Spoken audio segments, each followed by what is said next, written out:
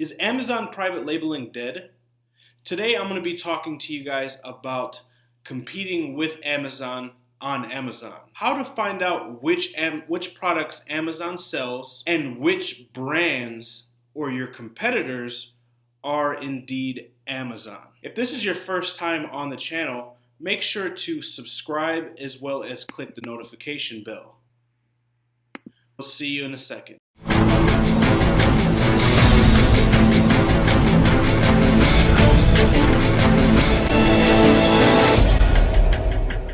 Alright guys, welcome back. So in this video I want to hit really quick on private labeling. I get a lot of questions where people are asking me if private labeling is dead.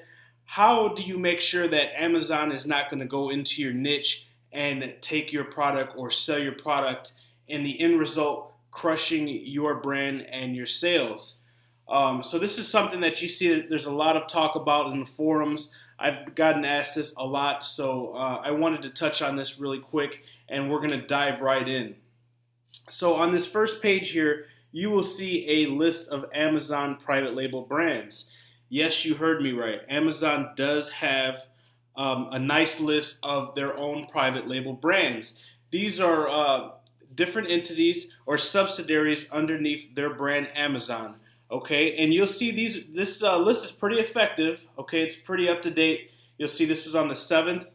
All right, so and this is categorized and classified under each different category. So you'll see starting with apparel.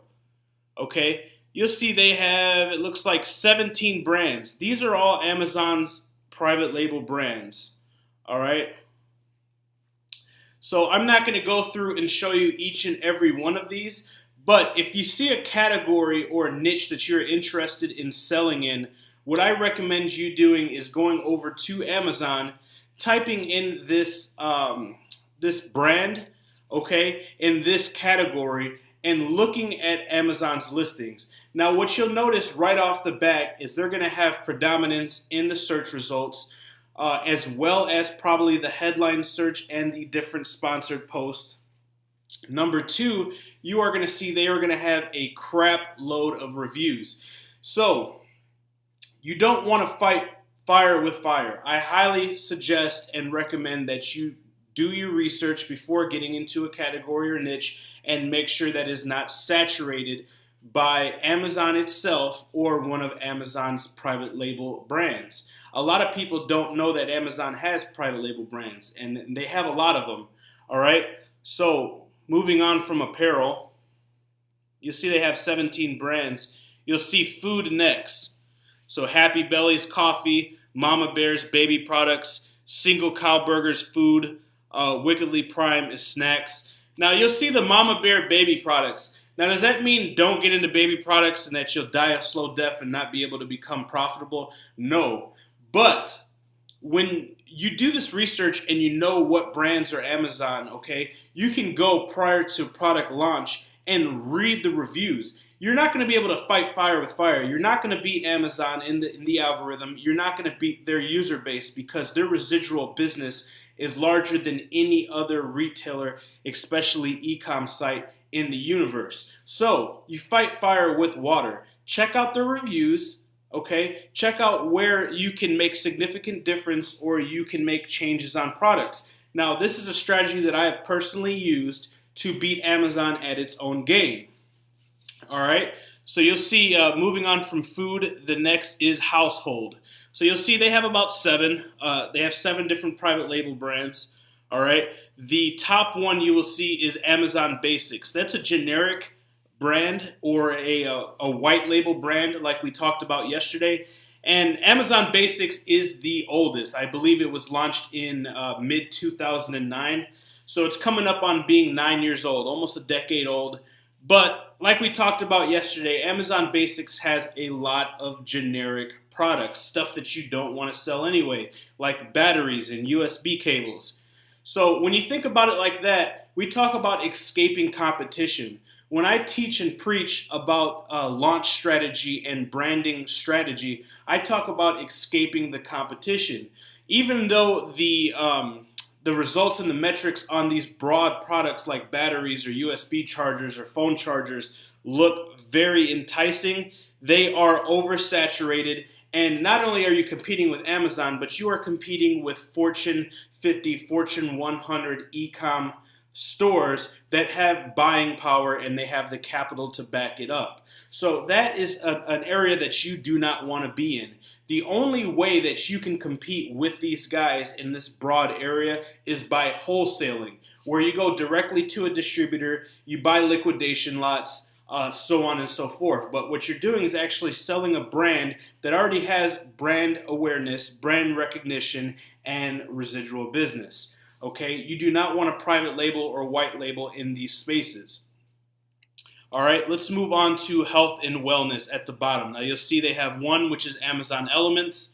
They have a couple different things underneath the Amazon Elements, like supplements, vitamins, baby wipes. And what I did is I went ahead and I popped up two of these brands for you guys just so you could see it. Number one is Amazon Basics. This was the oldest one. So like I said, if you guys are in one of these niches or you plan on being in one of these niches, okay, I highly recommend that you go onto Amazon, you type in the brand name under the relevant category, and you see what they're doing. You read the negative reviews, and you familiarize yourself with that. Because every Amazon brand or Amazon subsidiary is not going to have the word Amazon in it, like I just showed you guys. So this is Amazon Basics. This is the oldest one. On the left-hand side, let me expand all. On the left-hand side, you'll see all of the categories as well as subcategories. So you'll see we have mobile and accessories, audio, computer accessories, audio visual, HDMI cables, HD antennas, TV mounts, camera accessories, batteries, of course, office accessories, storage and organization, and etc. I'm not going to go down this list. You guys can take a look at this list when you have more time. But you can see everything in here is very broad, massively used products. You don't want to sell phone chargers. You don't want to sell batteries. You don't want to sell any of this stuff. So when a lot of people get scared and say, okay, man, I'm really scared. I'm terrified. I don't want to get into private labeling. Amazon's going to sell everything. They're going to take over the world. You have to think of this with some logic. Even though Amazon is a huge company, they have manufacturing facilities overseas. They have their own ships. They have their own airplanes. They have their logistics infrastructure intact. They cannot sell everything in the world, okay? So I'll give you guys a perfect example here in a minute. You want to escape the competition, and the way you escape the competition is finding products that have demand but do not have supply.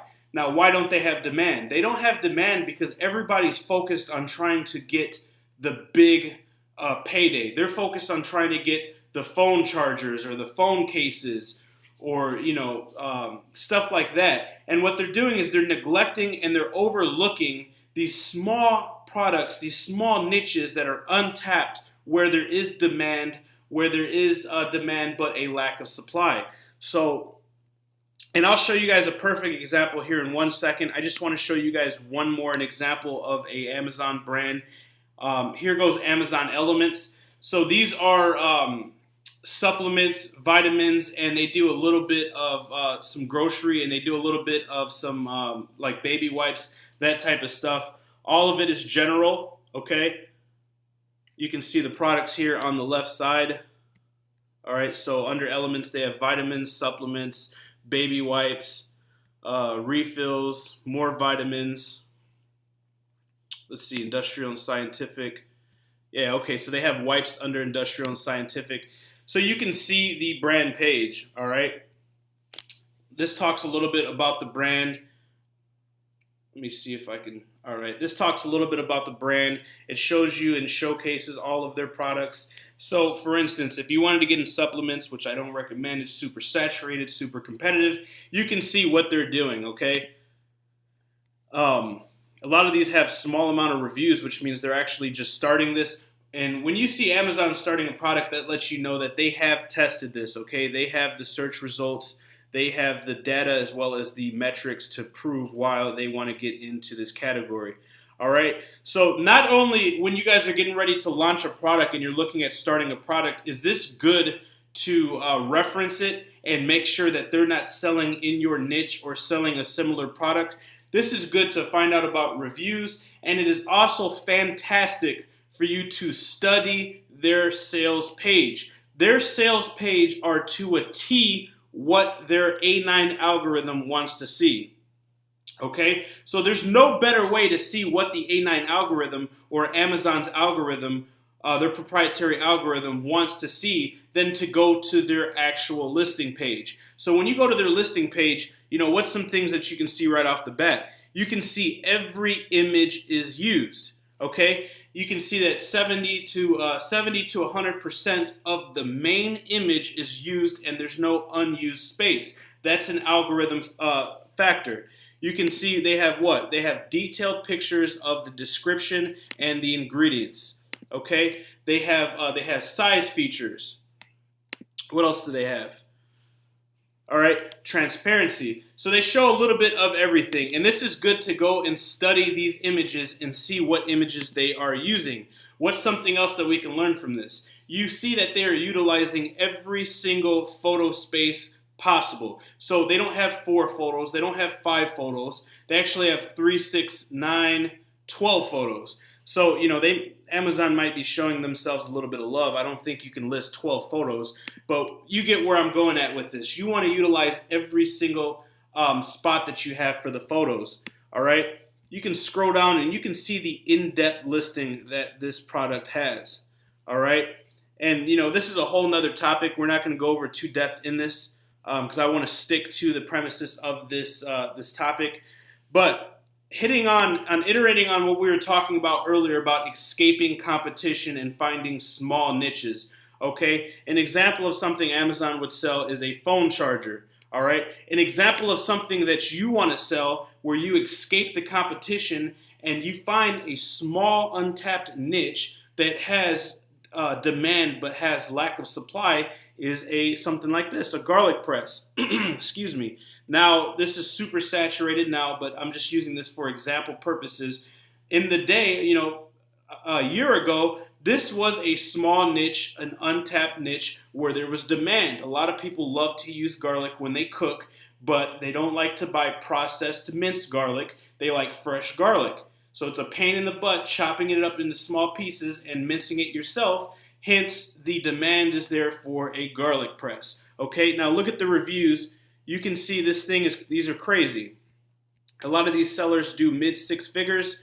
Most of these products are $1 million products. One product doing over $1 million a year. This is possible. This is doable by escaping the competition and creating your own niche, your own brand. So what's nice about being in a niche like this? Once you do a garlic press, okay, and you establish a brand in this cooking niche, then you could go on to getting a banana slicer or a avocado seed extractor. Or you see where I'm going with this? You can stay within this niche and you can launch similar products, and then Amazon's algorithm will start to display them as frequently bought together. You can go into AMS like we talked about, okay, and get a headline search, which is up at the top. You'll see this is garlic supplements. But if you have 3 different products in a similar niche, so let's say number 1 was your garlic press. Number 2 is your watermelon cutter. Number 3 is a banana slicer. And you could just keep going on, and what they're going to do is it's going to increase your UPT or your units per transaction. It's going to help you make more sales, more money, and then the listings are going to feed off of each other, okay? They're going to spike each other. The A9 algorithm is going to spike because the frequently viewed, the frequently purchased, etc. There's multiple variables, but you guys can see where I'm going with this, all right? So, this was a shorter video, and I know a lot of the videos lately have been super long, but I really tried to hit on everything. So I wanted to make this video a little bit more shorter, and I wanted to hit on this topic. A lot of people think Amazon private labeling is dead. There's no room for growth. There's no sustainability a part of Amazon private labeling, that Amazon's going to come in here and sell their product or steal and dominate in their niche. As long as you make educated decisions and you have the knowledge to incorporate with your product research, you know how to find Amazon's brands, you know which brands and which products Amazon's selling, then you won't have any problem competing with them, because what you'll be doing is escaping the competition. So I hope you found that video helpful. If you like videos like these, please make sure that you subscribe to the channel. As you can see, I have over 30 different videos similar to this around starting to sell on Amazon, how to sell on Amazon, entrepreneurship, investing, real estate, and more. Make sure you click the notification bell because I upload a new video every single day. That way you can get notified immediately when I upload a video and you can be first to market, first to dollar. I thank you guys for watching and we'll see you next time.